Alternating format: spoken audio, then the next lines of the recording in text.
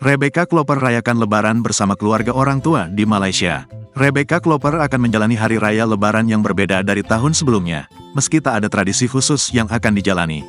Tahun ini, Rebecca Klopper akan merayakan Lebaran di Malaysia bersama keluarganya, sekaligus berlibur dan merasakan kehangatan bersama orang tua tercinta. Rencananya Lebaran tahun ini mau ke Malaysia. Belum pernah Lebaran di sana, kata Rebecca Klopper ketika ditemui di kawasan Kelapa Gading, Jakarta Utara, belum lama ini. Rebecca mengakui berlebaran di Malaysia, karena salah satu orang tuanya menikah dengan warga negeri jiran. Sehingga ia akan kumpul dan merayakan hari kemenangan di sana. Memang terakhir orang tuaku nikah sama orang Malaysia, jadi belum pernah lebaran di sana. Masih gak tahu lebaran gimana, ucapnya. Antusias kekasih Fadly Faisal ini sangat tinggi untuk berlebaran di Malaysia. Ia ingin memiliki pengalaman dan kenangan baru, merasakan kehangatan di negeri jiran.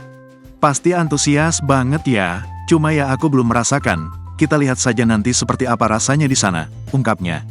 Momen Lebaran yang dirindukan Rebecca Klopper adalah kehangatan kumpul bersama keluarga, untuk merayakan kemenangan setelah sebulan penuh menjalani ibadah.